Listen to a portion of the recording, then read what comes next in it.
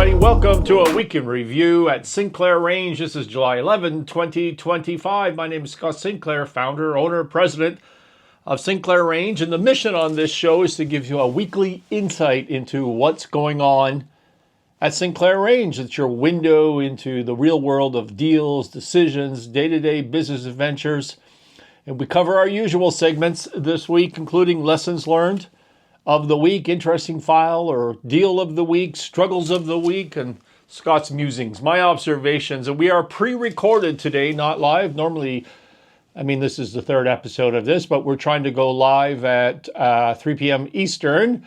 But I will be away, and so pre-recorded for you this week. It's been a frustrating week for me. How about you? Have you been frustrated? It's summer. People aren't around. Everyone is mentally checked out. But, we've got things that we have to do that we cannot fail on, that we need to be focused on. It's just been a frustrating week. And, we've had some, in my life, we had some family logistical stuff going on this week. And then I had to get to Calgary for an event Tuesday afternoon. Now, let me just tell you a little side story about this. So for me, where I live out in the middle of nowhere in the mountains, Calgary is my city hub. Used to be Toronto, used to be New York. Now it's Calgary is the city hub. And that's where I have a condo there, so I can go and crash. It's the airport I use. I'm traveling all the time. We have an office there at Sinclair Range, and so it's fine. That's where I go to get out of the bush, off the mountain here, and go to the city. And it's about a 3-hour drive. That's the problem. Sometimes 3.5 or 4, depending on weather or traffic or what's going on. And so I have to be there for an event, and I go out of my way to make sure that I stay in touch with certain people and communities because, there's an out of sight, out of mind problem where I live. You just don't want to be living on top of your mountain and never come out to the real world. And so I packed everything on Monday night and early Tuesday morning, I'm hit the road. I'm driving to Calgary, and about an hour in, and I'm texting this guy and I go, "Hey, I'm on my way, coming to your event." And he replies, "That was 2 weeks ago." I'm like, "What? What are you talking about?" So I'm still driving and I'm still texting. I'm looking through my phone. That's don't do that, kids. I'm looking through my phone, and and what I find is his original message. His original message is, "Hey, sorry for the short notice, but I'm hosting an event. It's at XYZ bar, X bar, whatever it is, on 8th." On 8th. And I understood 8th to be the date, like July 8th, last Tuesday, whereas it turns out what he meant was it was a date. It was an address. So it was going to be go to this bar on 8th Avenue. That's what he meant. I took it to mean the date. He meant it to be an address. Well, as it turns out, the original message was on the 8th of July. I did not know that, and I received it at 4:30, and the event was from 3 to 5. So I don't know what the original message was all about, but that was a mass confusion. So I'm an hour into this drive, and I'm thinking, well, shit. What do I do now? Do I turn around and just go back? Because I centered everything around this event.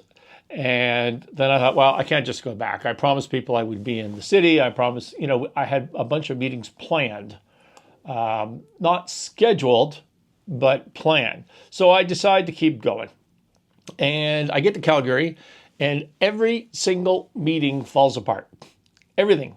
And again, they were planned, not scheduled, but everything falls apart. I literally spent Tuesday to Wednesday afternoon in Calgary and didn't see one person, apart from just random people wandering around. I had dinner by myself. I had lunch by myself. I saw nobody. I did nothing productive. It is the Calgary Stampede. And in Calgary, I'm not an expert on this, but at Stampede time, which is a rodeo and other events and a big tourism thing, the whole city just shuts down. No one's doing any work. Everybody's doing partying. And I'm the only fool trying to do some business. I literally wasted half my week by the time I drove back here, which drives me insane. It causes me significant anxiety about losing momentum. By the way, if you've never been to Stampede, it's certainly an interesting event. maybe worth taking a look at. I described it, it's not me, I can tell you that. I described it from on my X post as the Calgary Stampede is like a semi-slutty Halloween party, except everybody dressed up as the exact same thing. That was my observation of it. So I got back here Thursday, having wasted half my week, and then I just got sucked into, we got 2 deals closing next week, and I just got sucked into relentless legal emails and calls about details that shouldn't be too hard to figure out, like payment schedules for a real estate sale. Will the title insurance company sign off on a second U.S. real estate deal that we're doing? Do I have the corporate authorities? Can I prove it to execute on these deals? Just stuff like that, should take care of itself, should already be done. But when you're in the middle of doing deals, multiple deals, it's easy to get super frustrated, really frustrated at the details and different agendas of people and simple things that you thought were settled. And I don't know, for those of you doing deals, you probably recognize and are familiar with that feeling and that experience. And for a long period of time, if you're like me, a long period of time before closing, could be a week, could be 2 weeks, could be a month, your brain is working non-stop on conspiracy theories and how things are and people are going to crater your deal. That's what my brain is doing non-stop. Is exhausting. It just puts you in a bad mood. It's very frustrating. What I've learned over the years is often you're better off just to walk away, not from the deal, but just get out of the way, let the professionals do their job, and most of this stuff will just sort itself out. And you try to let somebody come back to you and tell you, okay, here's the 2 things left that are actually a significant issue. Otherwise, you're just dealing with 1,000 things. So Thursday afternoon, I just said, I'm out of here. And I went golfing. And on the second hole, the golf turned into a monsoon, just epic rains. And I wasn't prepared for that, and everything went downhill. So I came home after I quit after 9 holes, even more frustrated than when I left. And so that was pretty much my Thursday. All of that to say, my week was not productive, but fortunately the firm did well. Sinclair Range did well, and after all, this is a review show on Sinclair Range, and it's a reminder to me that no matter what, we need to wake up in the morning and go to work. That's the trick to momentum. Don't stop. Don't stop. Just keep going. Here we are Friday. I'm keeping at it, getting this video out to you because I'm going to leave shortly on a family matter. So let's get into our segments, lessons learned for the week. I may have mentioned it to you in a prior week that we were talking to a company. I won't give you the industry. I won't give you the location. They're sort of a startup. A little bit of revenue, sub 7 figures, but a little bit of revenue, but some really cool, interesting science in a space that we are interested in at Sinclair Range. And they need to raise money. They were talking about, I forget, let's call it $3 million in equity. And this is like Series A stuff. It's really just getting off. They've had seed capital from their local community, and now they need some equity. And they have some cool science. So my approach to that is, if you're a prospective client, I say, hey, pretend I'm an investor and just send me what you would send an investor, because I'm trying to evaluate what your materials and your pitch and your story is like. Are you delivering the message that would help you attract capital? So the materials I got, as is often the case, this is not a slight on the company. It's just a hodgepodge of random stuff made up. I don't want to say made up, that's not the right word, but not real financial statements, but extracts of a ledger from a different point of view, like nothing that an investor can get their mind around. A lot of talk about science because they're scientists, and that's all good. It's all very exciting, but from an investment perspective, it just misses the mark. So they need materials. They need a confidential information memorandum. I always talk about it in my content. They need the models. They need specifically the business plan model, which is a rolling 3-statement model. They need a valuation. They need to show the equity going in. They need to show the equity being paid back through an exit of whatever the exit plan on this is. And they have none of that. Remember as a lesson that what you're trying to do, what an investor needs to get into your deal, whether it's a turnaround, whether it's just a loan on a growing business or a stable business, whether it's a startup, the investor slash lender needs to know how do they get into the deal, how do they get out of the deal, and at what price, and what happens in between to protect them. That's what they need to know. And if you're not answering those questions, you're not going to get a deal done. And so they don't have any of those materials. And so I said, okay, well, we need to develop those tools and answer these questions for prospective investors. And then we can go and help you do that. And they said, great, just do that entirely on success, please. We don't want to pay you. So we don't do that at Sinclair Range. There has to be some sort of commitment by the client or prospective client to the process of the client or the prospective client. Why am I funding your business? Now, we can be flexible. One of the beauties of Sinclair Range is I don't have any partners, and so I can make cash flow decisions. I can participate with clients. We can take equity instead of cash sometimes. We finance clients sometimes in a separate decision. So there's all sorts of things that we can do. But if you're a prospective client and your view is, oh, well, we need to go raise money and we don't have any materials ready for you at all so that you can go and close something and you need to build all that for us, but we don't want to pay you to do it. Well, that's probably not going to work out.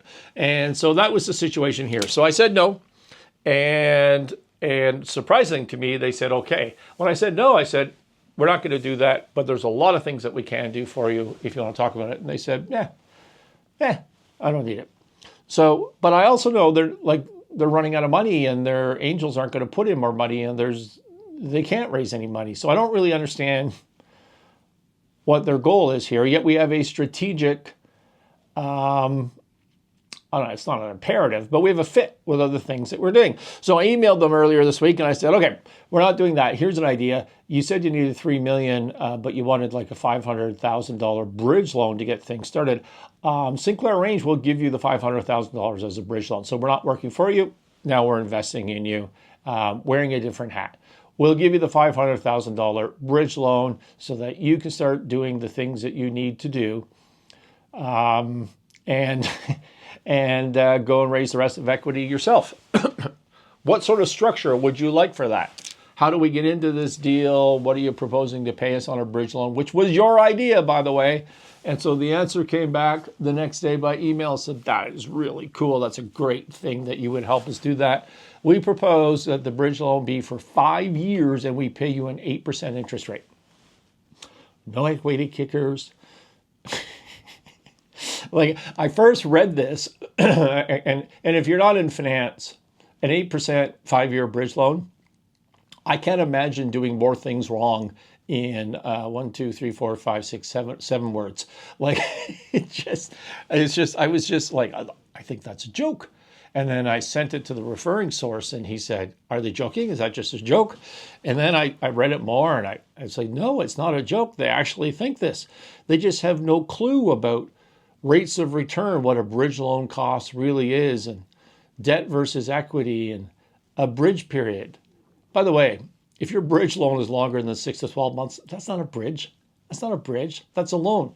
You can't have a 5-year bridge loan. What are you bridging to? It doesn't even make any sense. As my former Wall Street partner used to say, it's just a bridge to nowhere. So here's the lessons for the week about financing a business. You have to know what you're doing. You have to have someone on your team, internally, externally, a hired consultant like us. You have to have somebody on the team. You do not need to be an expert in capital markets, how to structure deals, valuation, finance. You as an entrepreneur do not need to be an expert, but you have to have a clue. You have to have a clue. You have to have someone on your team that makes sense. This company in particular has sophisticated people on the board. My responding email was like, I don't know how to deal with what you've suggested. I suggest you go talk to some of your board members and take another shot at this. It's such a shame. All right. Interesting deal file for the week. We talked, I don't know if this is a new interesting file or deal for the week, but it's a continuation of the story from last week. Do you remember last week we talked about Sinclair Range is a minority shareholder of a company and I won't disclose too much about it because I don't want to blow out the principles on this at all. But I said that we were in a logjam for financing. We couldn't move this deal forward. We had lost all momentum. Why? Because one of the original partners, because we were told when we came into this that we understood when we came into this that the company owned its intellectual property. By the way, when I tell this story, it sounds like a due diligence failing on behalf of Sinclair Range. It is not really. I can't explain why right now for various reasons, but it's not. But we're in a position where we're able to take the representation that the company owned its intellectual property. And as it turned out, the company did not own its intellectual property and is in the name of a founding shareholder in his personal capacity. And the deal was he got his shares in exchange for vending that in, the IP, into the corporate body, which he then decided he wasn't going to do. And we were in a logjam. We couldn't move forward. We can't go raise money. Why would you invest in an IP deal that had no IP? It just doesn't. Again, you have to have a clue. Didn't make any sense. So I said on last week's show that we may have broken that logjam and we were just waiting for written confirmation. Well, the written confirmation never showed up, of course. But we did have another phone call with them, or one of our team members did. And we were asked to actually draft a new agreement, which accomplished all of our goals, which we are always happy to do at Sinclair Range. Rule of thumb, those that control the drafting control the deal. If you control the drafting, you control the deal. Even more powerfully, if you control the model, you control the deal. Always do that work yourself. That's our rule of thumb at Sinclair Range. When I was a young investment banker, that was hammered into me, and it's so true even to this day. So we did. This week we prepared that agreement. We sent it off. Once again, I don't have a signed deal back yet, but we have an agreement in principle. They liked it. So we'll see if we get that done over the weekend and into next week. Struggles of the week. Next segment. Well, definitely my lack of productivity. I hate that. It drives me nuts. Last week, also, we talked about a situation where we're selling a significant piece of real estate, which is one of the deals closing next week. And that deal is important to us, to our future plans in many, many ways. As a reminder, the sales of an industrial building, and when we entered into the deal, started to enter into the deal, it was full of equipment, and there was a debate about whether we're leaving the equipment there or not leaving the equipment there. And long story short, we ended up realizing that all of the equipment had liens on it from secured and priority creditors, meaning the government. And so our obligation was to liquidate that equipment and get as much money as we can, which we did, and we paid. And so we were able to sell it. And the other side knew that, but they closed on the deal anyways, even after the equipment was already sold and removed, and then hired a litigation lawyer to say, hey, they were supposed to get the equipment. So that was my frustration from last week. Well, this issue has gone away as near as I can tell. That is the update for the week. We provided our backstory, all the emails back and forth. I had 3 or 4 people on our team that were all part of this. They all came back with a consistent story to the lawyer, and that was sent to the other side. And it just seems like nobody's replied. Now, it's summertime. Maybe they're going to come up on closing day and raise a fuss about this. I don't know, in which case I'm prepared to fight, but no one has raised an issue. So it's always a good reminder, I think, that on deals, 1,000 things will go wrong right before closing. It always happens. And I say right, like a week or 2, a month, whatever it is. Things are going to go wrong, maybe 1,000. But of those 1,000 things that are going wrong, 998 of them just seem to take care of themselves. Now, that doesn't mean there's not a lawyer somewhere dealing with that issue, or an accountant or whatever on whatever side of the deal. But from your perspective as the entrepreneur, business owner, deal guy, sometimes things just take care of themselves. They're not real issues. How many times have you cratered or come close to creating a deal over a perceived issue as opposed to a real issue that it would have just gone away on its own? Well, lots. It happens all the time. We see it on deals all the time. The root problem on this one was DocuSign. Everyone makes, like literally everybody makes mistakes on DocuSign. You get sent this email and you click on it and you hope it's not a spam fraud that fishes or does whatever to your system. By the way, I just delete all DocuSign now unless somebody emailed me in advance who I know and said, hey, we're sending you a DocuSign, please click on it. And so you just don't review them as carefully as you used to review real contracts. You just don't. And so that becomes a problem. Slow way down before you start clicking on initial and clicking on sign. And also remember that things go wrong on deals, but 98 or more % of those things are not real. Other people will take care of them. Sometimes it's just best to step away and let things cool down and have somebody bring to you the one or two real issues that you can deal with and use your goodwill, your capital, personal capital at the end to solve those problems rather than getting wrapped up in every single detail that is just part of the sausage making. As they say, last segment here, my musings, what am I thinking about? I listened to my only highlight of the week, to be honest with you, is I listened to a podcast yesterday between Jordan Peterson and Scott Adams. So by way of background, I listen to, Scott Adams does a daily podcast. I mean, 365, Christmas Day, July 4th, doesn't matter. Every single morning, he's rarely, if ever, like once or twice since 2016, I think he's missed his live stream. And part of why I listen to it, you know him from politics and being a Trump supporter and getting canceled and the in the woke movement and all that stuff. That stuff is not particularly interesting to me. What I love about his podcast is the lessons on persuasion. And when I say persuasion, think about sales, think about getting attention and having other people listen to your point of view and persuading them to reframe and think a little bit differently. And that is the essence of his podcast and the lessons that he teaches. So I've listened to it pretty much every morning. I don't think I've missed an episode, to be honest with you, since he started in 2016. And that's, an hour a day of my life, 365. Like, it's amazing how much time I spend listening to him. I have learned so much. And a lot of his content some of his content has made its way into my content. For example, systems over goals. If you listen to my speeches, to some of the lessons that I go through on the business course available at thescottsinclair.com, I talk about systems over goals. It's the systems that create the change, whereas the goals are the direction. Setting a goal doesn't move you anywhere. It tells you, I want to go over this way, whereas changing the systems, changing your actions, changing your habits, that's what is the action to get you from here to there. And so there's a lot about persuasion that I've learned from Scott Adams. I listen to him all the time. And Jordan Peterson, I've listened to a ton of his content. I love and again, not the political side or the woke side and the battling. I'm not into that, but the psychology is fascinating to me.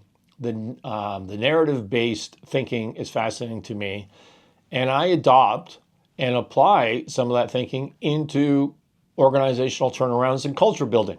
I literally took that 12 Rules for Life book and sort of understood the chapters as best that I could because he talks at a very high level, understood those lessons and adopted them into organizational thinking as opposed to an individual. And it's effective. It's good stuff. And I always find it interesting that both of these people, Scott and Jordan, I think the reason I like them is they say things that I agree with. So, that is often why we like our influencers and gurus, is because we agree with them, but they say things in a way that is much, much better than I'm able to express it. And so that's what we're looking for, right? All of us in an influencer or someone that we can look to as a mentor, someone we agree with, but says things more cleanly than we were able to say it. So that happens with both of these individuals. And I've always thought, Jordan and Scott, they really have similar messages, delivered in different ways, different life experiences, but it's cool. It's cool that they really very often are saying the same thing. And in this podcast, they came together. And it was great. And I think that's the first time ever that they've spoken, even though they've clearly been fans of each other. And it will be the last time they speak because Scott is terminally ill. And anyways, I just thought it was a terrific podcast. You can go look it up, I assume, anywhere on the it was on Jordan Peterson's content, not on Scott Addison. One of the fascinating points that I took from this, because this is about Scott's musing, is the idea that I love that we live in a story. Our lives is a story, and it is a story that we author. We are the author of that. And both of these guys talk about that in their own particular way. And Scott Adams talks about it through manifestations, and he talks about how a lot of his career was really just manifested in his mind. And Jordan Peterson talks about it through, he literally sells something called the self-authoring program, where you set down your here's the direction I want to go. Here's the aim. What would happen if I work my ass off towards that? And the heart of the point, I don't want to go too long on this, but the heart of the point is that we author our own story. And then what happens is our brains, which are really just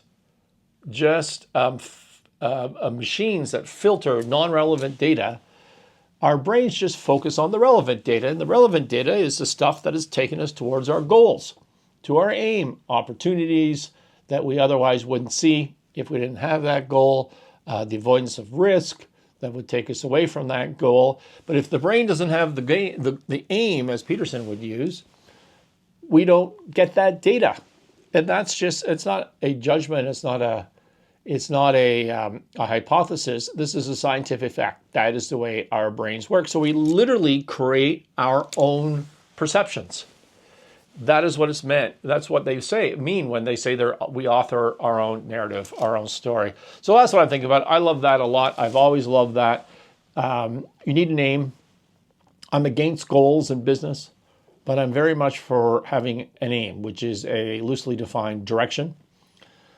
But I'm going to rethink that in some circumstances in this manifestation. Like you need to be,